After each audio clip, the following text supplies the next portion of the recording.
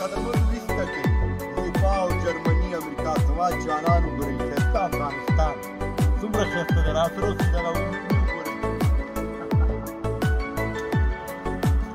دا وګورئ زموږ جانان ښایسته افغانستان څومره ښکلا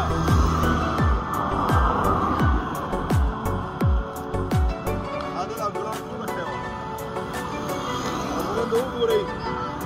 دغه جانان دغه ښایسته افغانستان دغه سیار ته وګوره قدرمنو څه فکر کوئ چې انشاءالله چې افغانستان موږ خلک په ارامه پرېږدو نو د دنیا تر ټولو ښایسته ځای